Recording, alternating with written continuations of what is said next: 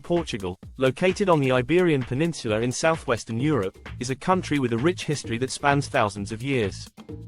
From its ancient tribal origins, through the Age of Discovery and Maritime Empire, to modern times, Portugal's history has been marked by exploration, conquest, cultural exchange, and political evolution.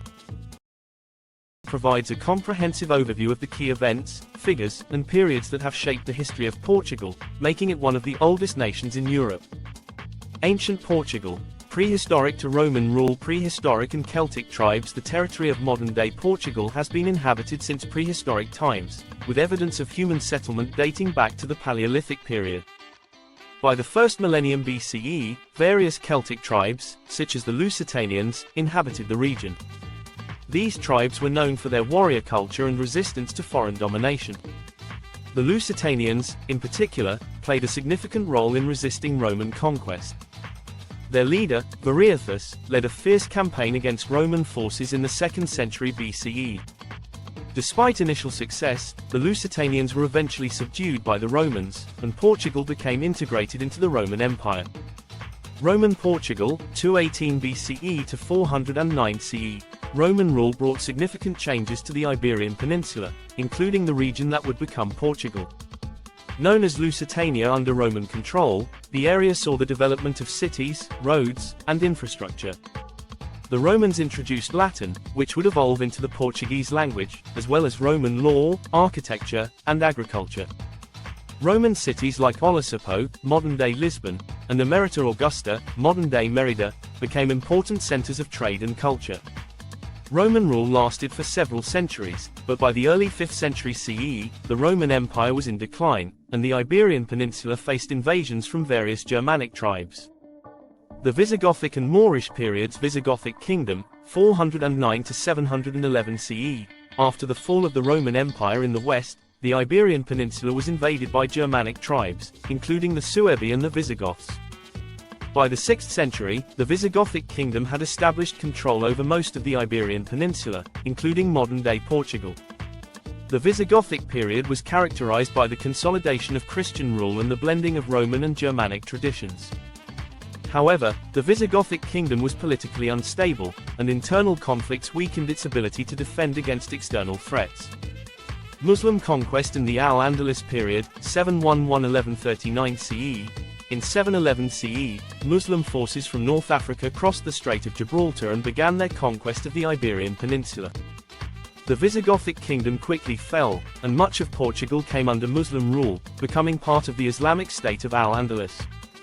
Muslim rule brought significant cultural and economic changes to the region. The introduction of new agricultural techniques, architecture, and learning from the Islamic world helped Portugal's cities flourish. Cities like Faro and Silves became important centers of trade and culture. The Muslim period in Portugal lasted several centuries, but by the 9th century, Christian kingdoms in the north of the Iberian Peninsula began to push back against Muslim rule, initiating the reconquest. The formation of the Kingdom of Portugal. The early Christian reconquest. The process of the Christian reconquest began in the 8th century with the formation of the Christian kingdoms of Asturias and Leon in northern Spain. Over the next few centuries, these kingdoms gradually expanded southward, retaking land from Muslim rulers. In the 11th century, the county of Portugal, from which the name Portugal is derived, emerged as a semi-independent territory under the rule of Christian nobles. Count Henry of Burgundy was granted control of Portugal by the King of Leon in 1095, and his son, Afonso Henriques, would go on to play a pivotal role in the establishment of Portugal as an independent kingdom. The birth of the Kingdom of Portugal, 1139 CE. Afonso Henriques is considered the founder of Portugal. In 1139, after defeating Muslim forces at the Battle of Ori, Afonso declared himself King of Portugal and successfully established the kingdom's independence from Leon. This victory marked the beginning of the Portuguese monarchy, with Afonso I becoming the first king. In 1179, the Pope officially recognized Portugal as an independent kingdom. Over the next century, Portugal's rulers focused on consolidating their territory and continuing the Reconquista, pushing Muslim forces further south. Portugal's Age of Discovery and Maritime Empire. Early maritime exploration, 14th–15th century. By the 14th century, Portugal had solidified its borders and was looking outward. Under the leadership of figures like King John I and his son, Prince Henry the Navigator, Portugal became a pioneer in maritime exploration.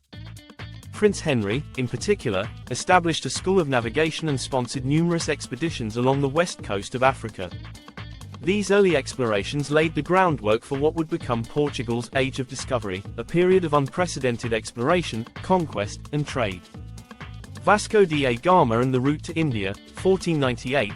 One of the most significant moments in Portugal's history occurred in 1498 when Vasco da Gama successfully navigated around the Cape of Good Hope and reached India.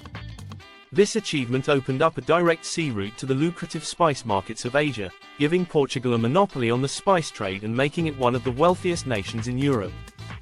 The Portuguese Empire, 15th–16th century, Portugal's discoveries did not stop with India. In the following decades, Portuguese explorers established colonies and trade routes in Africa, India, Southeast Asia, and South America. Pedro Álvares Cabral discovered Brazil in 1500, which would become one of Portugal's most important colonies. During this period, Portugal established a vast maritime empire, controlling key ports and territories across the globe. The Portuguese Empire stretched from Goa in India to Macau in China, and from the Azores in the Atlantic to Mozambique in Africa.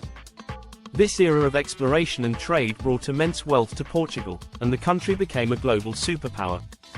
Lisbon, the capital, grew into a bustling center of commerce and culture. The Iberian Union and decline of the empire. The Iberian Union, 1580–1640, the late 16th century marked a turning point in Portuguese history. In 1578, King Sebastian I died in battle without an heir, leading to a succession crisis. In 1580, Portugal was forced into a union with Spain under King Philip II of Spain, creating the Iberian Union. For the next 60 years, Portugal and Spain were ruled by the same monarch, but this union proved detrimental to Portugal's interests. Portugal's colonies were neglected, and the country became entangled in Spain's conflicts with other European powers, such as England and the Netherlands. Restoration of independence, 1640. In 1640, taking advantage of Spain's weakened position due to wars in Europe, the Portuguese nobility revolted against Spanish rule and restored Portugal's independence. John IV of the House of Braganza became king, marking the beginning of the Braganza dynasty. Portugal's struggles and decline, 17th–19th century, economic decline and the loss of colonial power. Although Portugal regained its independence, the country struggled economically in the 17th and 18th centuries. The loss of its monopoly on the spice trade and the rise of Dutch and English competition weakened Portugal's global influence. The country's economy became increasingly dependent on its colonies, particularly Brazil. In 1755, a devastating earthquake struck Lisbon, destroying much of the city and further weakening Portugal's economy. However, under the leadership of the Marquis of Pombal, Portugal embarked on a period of reconstruction and reform. The Napoleonic invasions and Brazilian independence. The early 19th century saw further challenges for Portugal. In 1807, during the Napoleonic Wars, France invaded Portugal, forcing the royal family to flee to Brazil. The Portuguese royal court was established in Rio de Janeiro, making Brazil the center of the Portuguese Empire for a time. In 1822, Brazil declared its independence from Portugal, marking the loss of Portugal's most valuable colony.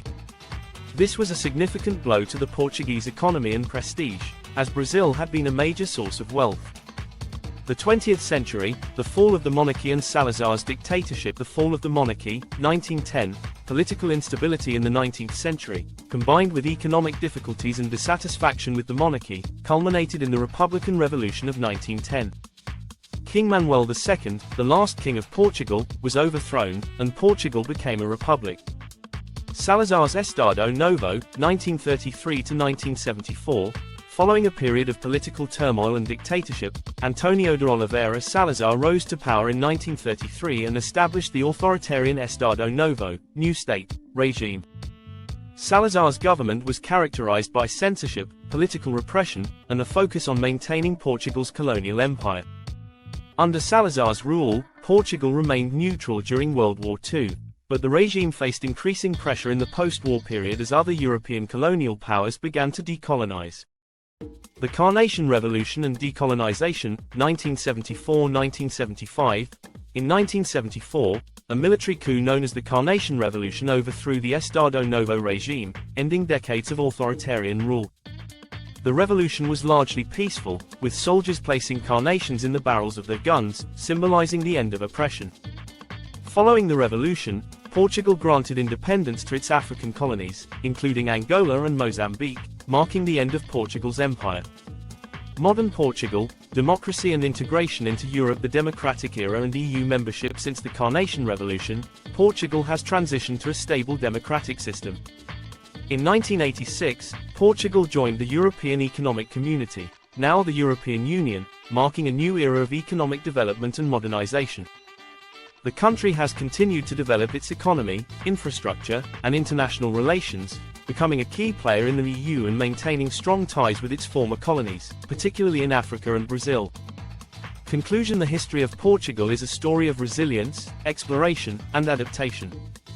From its ancient Celtic tribes and Roman conquest to its maritime empire and modern democracy, Portugal has played a significant role in shaping global history.